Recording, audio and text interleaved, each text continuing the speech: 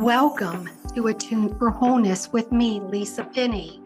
Life is full of uncertainty, confusion, and heartache. It gets hard to manage at times.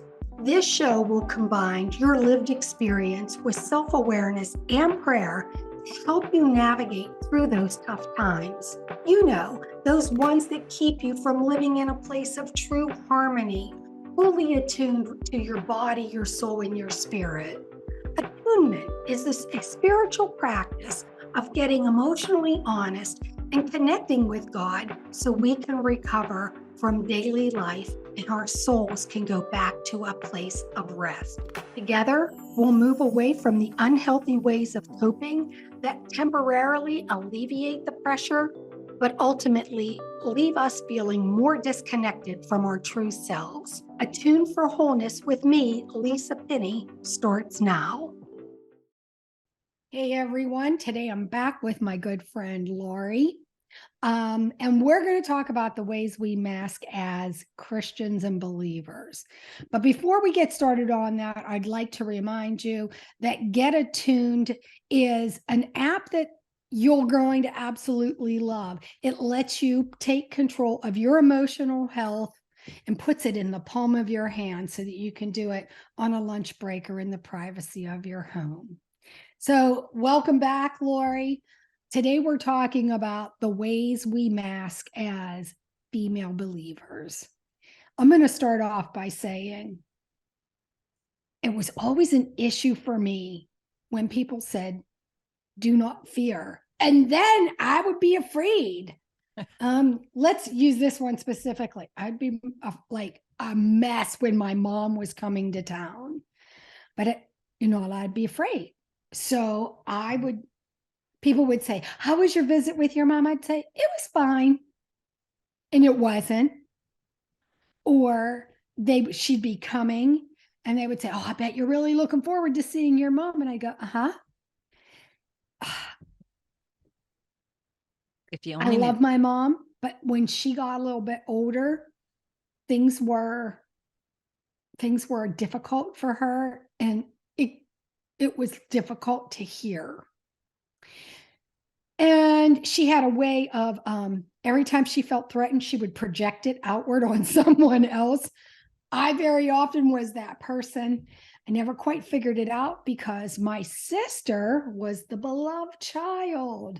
And so I didn't like her very much, but Lord knows I had to pretend like I did.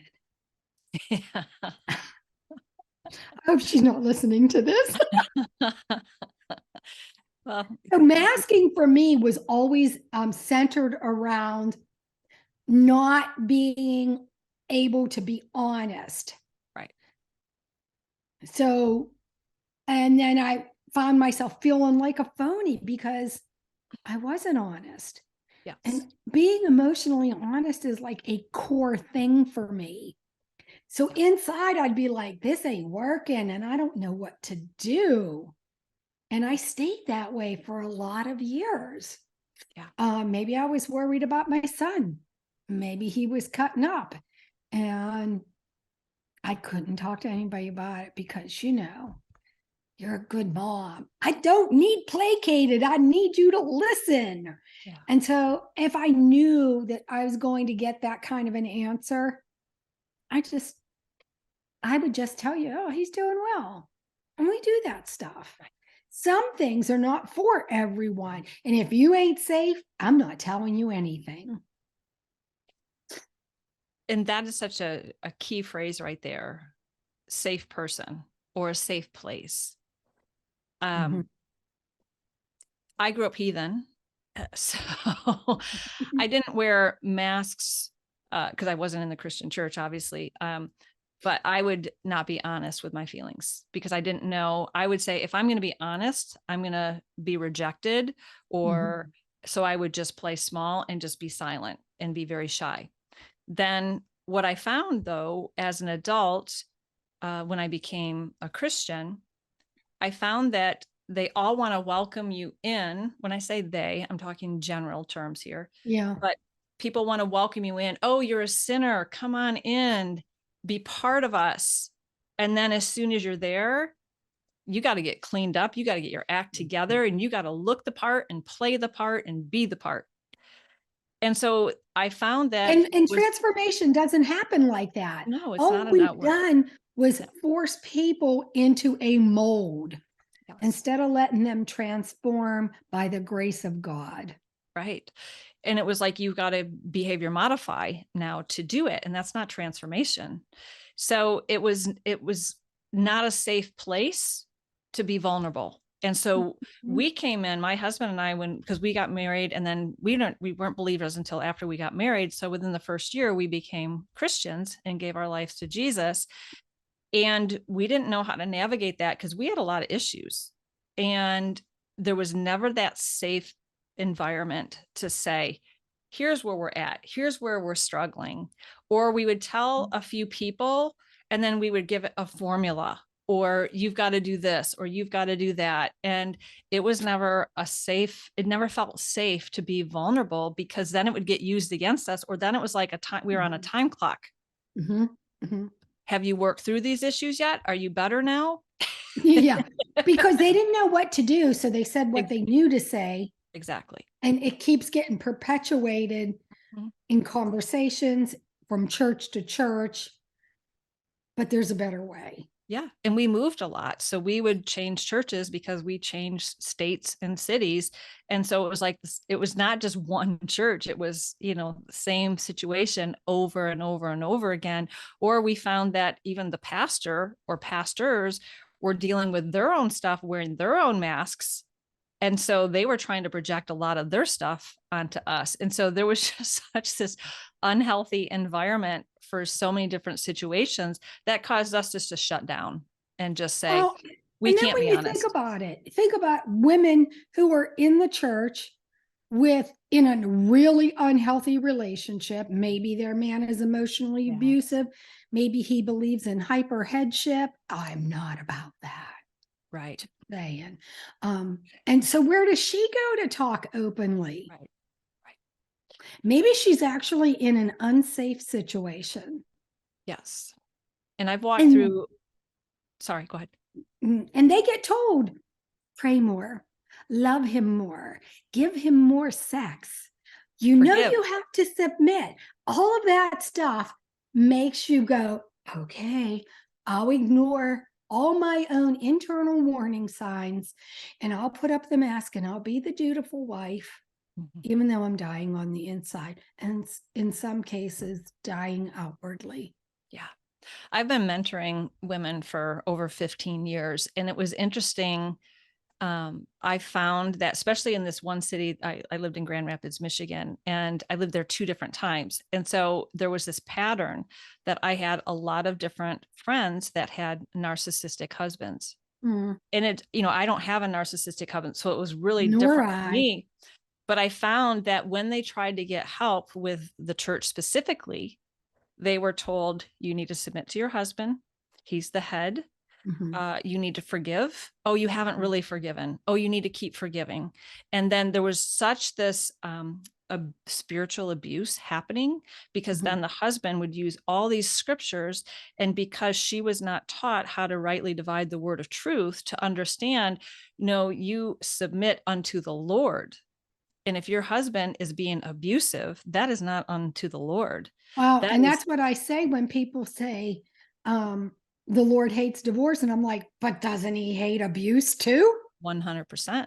So, but when we force women into a mold and to put on a mask to say everything's okay when it's not, and there's no accountability for the man, or the accountability, it looks more like he gets all the attention and she gets nothing. She is left with nothing but to put on a mask. Yeah. Well, God hates divorce because if you take 2 sheets of paper and glue them together, they become one. After a time, you cannot separate those without taking pieces of the other off with the other. So he hates how it hurts and it breaks our heart and it, tears us apart. But 100%, he wants the value of, you're God's daughter, you're God's son. Yeah. And that is first and foremost. And So and God divorced Israel in order to have the Gentiles be grafted in. So good point. yeah. Excellent point. But I see, think that's what I'm the saying. other Most way, women don't know how to rightly divide the word. So they're not taught how to be able to stand up and say, no, that's scripturally incorrect. That's spiritual abuse. And they're hearing that from the leaders too often because they're not trained in trauma informed. They're not trauma informed. Most pastors and leaders in the church are not trauma informed. They're not aware of it. I long for a trauma informed church. Yes. That's yes. what I And that's long why I'm for. excited about our church, because our pastor is very much into being responsive to that. So yeah. So anyway, keep going. So the other way that I see people in the church mask, and I'll say men and women, is they mask when they're grieving. Yes. I've got the joy of the Lord. He's in a better place. And they skip over lament, they skip over the grief, and they put on a mask. And then they go home and they're like, oh, I'm a mess. Well, yeah, because you're actually grieving. And then you had to pretend like you were okay. And it becomes like a fire hose of emotion. So when you betrayed yourself for other people and you ignored what was really going on, and they didn't want to hear it anyways because they want you to feel better because they're uncomfortable with the subject of grief. 100%. That is such a crazy dynamic. It is because as a Western culture, we don't grieve. We just press through and move forward and on to the next. And it's wrong and it's not biblical. But well, yeah, 100% it's not biblical. You got to take that time. Right. And, God wept in Genesis. At the beginning, he wept that he even created man. It said he wept. And, Jesus wept. If you want to memorize a scripture, the shortest scripture in the Bible is 2 words. Jesus wept. Yeah. But we don't even know how to grieve losses because we're so busy pushing ahead. Right. So it's an education process. And everyone, we have to know first and foremost that grief is very personal. It's very individualistic. There is no formula. There is no time frame. Because I think that's where I find so much when I talk with people that I should be beyond this now. I should have moved on from this. I will say you never move on. You move through. It's always a part. Sometimes you end up having to revisit. Yeah, a lot. Because it's like a wave in the ocean. It will come and sometimes it'll just crash over you. And then you'll have a flood of emotions and it'll come out of nowhere that you get triggered of like, what just brought that on? I mentioned something to you. I was triggered last night just looking through an old journal for something specific. And I read something and memories came flooding back and it even projected into the future of like, you'll never this or you'll always that. And it was like this doom of I was grieving and I'm thinking, oh my goodness, okay, I've got to sit in this for a moment and just allow myself to grieve, give myself permission to grieve, take off the mask of performance, of perfection. I don't have the social media Christmas card picture, right? My kids are going through some struggles right now. I've got to be open and honest, but I have to have discernment of who I share that with and how I show up in an authentic way. Very important. If you've got one person that you can process with, that you can take your mask off with, absolutely, have a good friend. Yes. One that knows how to sit and listen without judging you. Yeah. One that can even better when they go, oh, honey, I know where you're at because I'm there too. And I like to preface it sometimes with saying, okay, I just need a vent. Just need to get this out. I have to wonder, have people left the church because they have that, like they've walked in and they're open-minded at first, and then they take a good look around and they're like, they preach one thing and they do another. I can't do that. Yeah. I could do that in my old life. I'm not going to substitute just doing it in a different place. Yeah. Yeah. And I guess I feel like I feel like that is people are like really searching for answers. And if we don't let them be honest, they're going to go somewhere else and search for those answers. Yeah. Well, that rejection piece is a big one. And, I've moved 22 times in 32 years and I've been to a lot of churches and stepped away from church for 8 months because we weren't able to find a place where we could be real, authentic, and feel safe emotionally, mentally, spiritually, all of that relationally.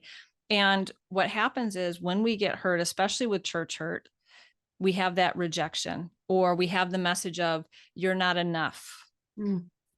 And that shuts you down to say, well, I don't need that. I can just stay in my house and watch it online and I'm safe this way.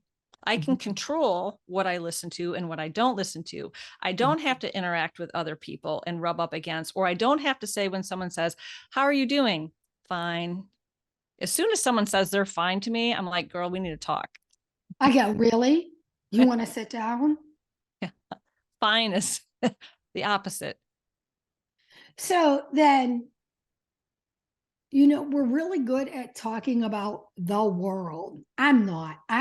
I can't distinguish anymore because we're all people. Correct. We're really good at looking at what the world does. But like our poop stinks too. Yeah, there's no. I just said that on air. That's funny. And masking is one of those ways that it's pretty stinky. Yeah. Yeah. Well, and it's so funny because one time I was in prayer. This was early on in my Christian walk, and I just heard in my quiet time inside in my head, I heard, if you grew up in manure, you don't know you stink. Mm. You just don't know because that's your normal, that's your way. And a lot of times people who've grown up in the church, that's just what they know. They don't think that, oh, that's not healthy. Oh, that's not right. That's not scriptural. That's not how Jesus interacted. Because I will always then point people back. Go read the 4 Gospels accounts of Jesus's life here on earth. How did he interact with people? How did he respond to people? Who did he ask questions to? Look at that? That's the relationship he's calling us into.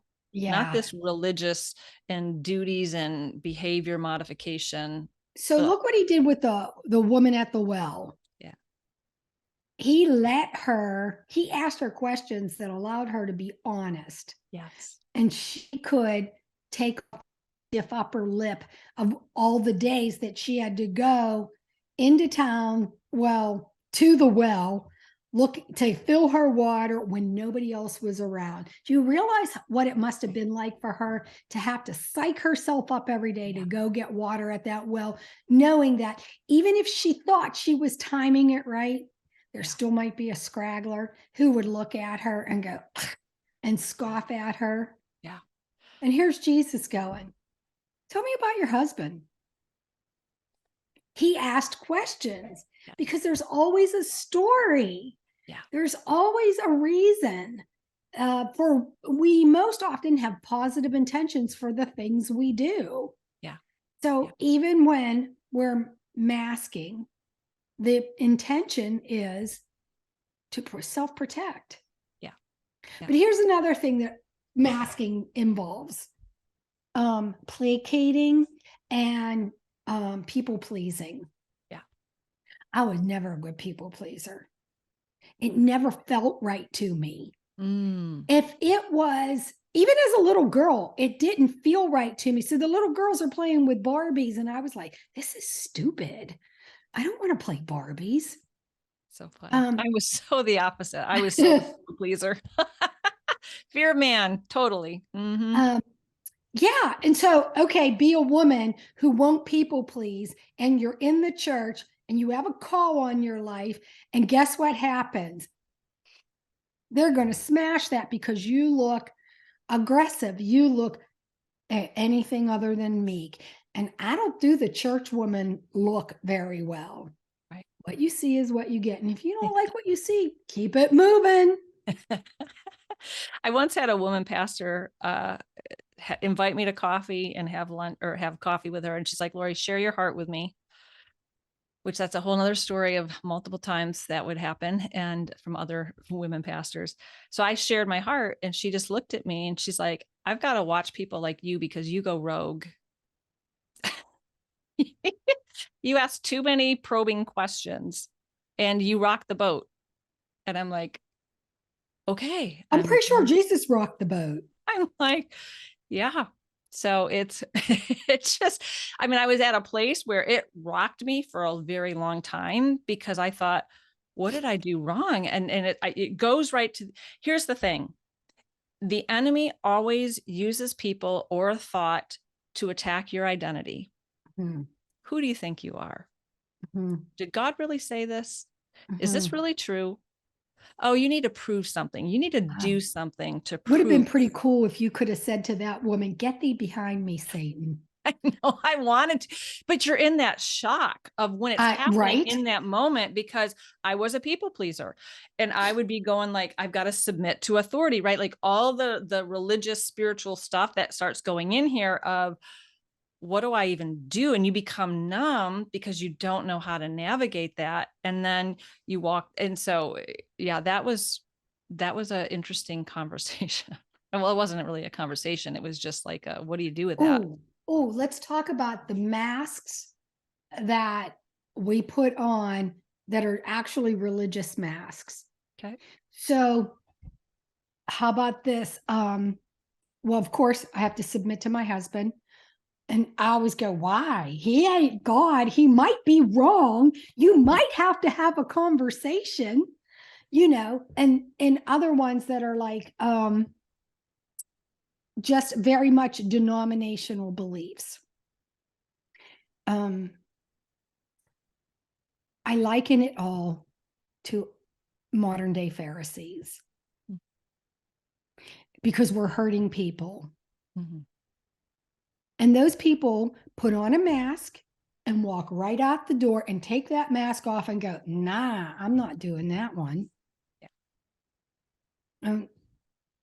I don't know. I just kind of feel like the masks were never meant to be worn in a place that was supposed to be safe. I might put on a mask in an unsafe place. Right. But Correct. You're not supposed to have to do that in a church. Right. You're supposed to be able to come as you are. Yeah. So don't tell me come as you are, because you might not like what you get.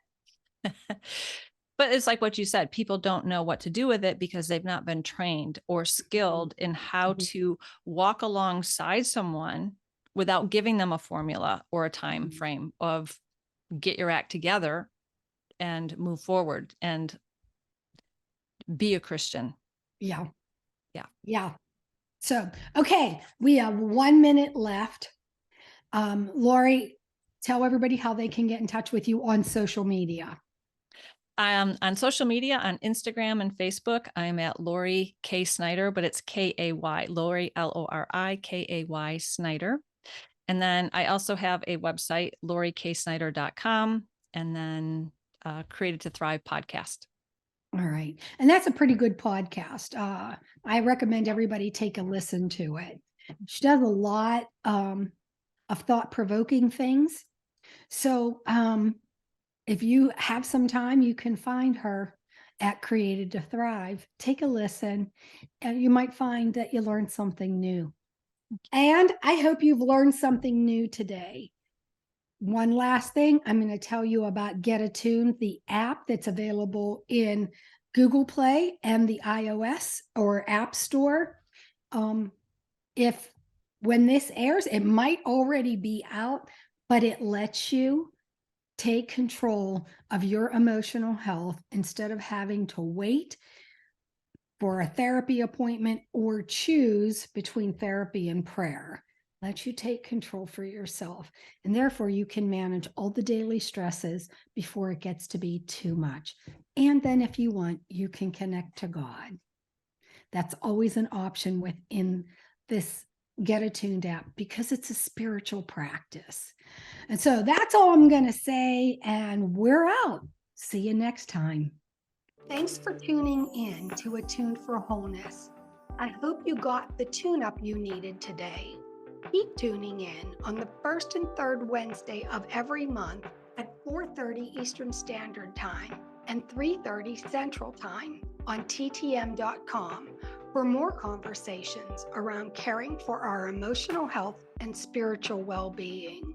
I'd like to invite you to consider becoming a resiliency coach to develop the skills that will help others heal and bounce back quicker from negative events. Or maybe you're someone who's looking for a holistic and spiritual path to move through anxiety and unresolved trauma. For both of these resources, visit my website at www.wholenessandpractice.com.